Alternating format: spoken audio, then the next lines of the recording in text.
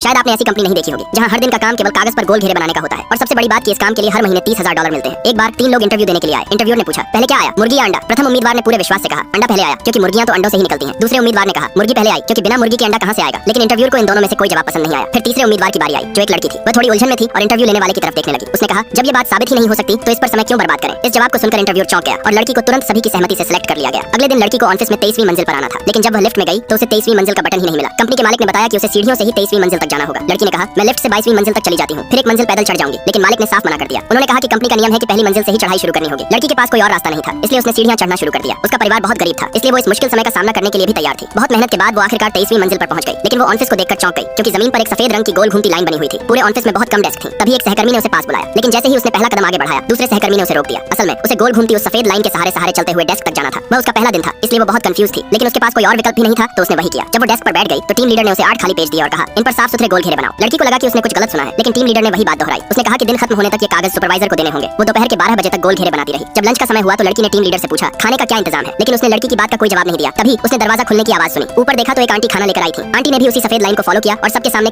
वो देखने से पहले अगर आप इंडिया से हो तो लाइक करो और अगर आप अदर कंट्री से हो तो कमेंट करो। अगर आपने लाइक नहीं किया तो मैं समझ जाऊंगा आप अपने इंडिया से प्यार नहीं कर। काले नूडल्स का कटोरा रख दिया। लड़की को भी अपना कटोरा मिल गया। बाकी सब लोग स्वाद लेकर खाना खा रहे थे, लेकिन लड़की का खाने का मन नहीं था। उसने अपने पास बैठी लड़की से पूछा यहाँ असली काम क्या है? सहकर्मी ने कहा यही तो काम है। उसने फिर पूछा तुम लोग लिफ्ट क्यों नहीं इस्तेमाल करते, सब सीढ़ियों से ही क्यों जाते हो? सहकर्मी ने जवाब दिया मुझे भी नहीं पता। क्या आप भी ऐसी कंपनी में काम करना चाहते हो?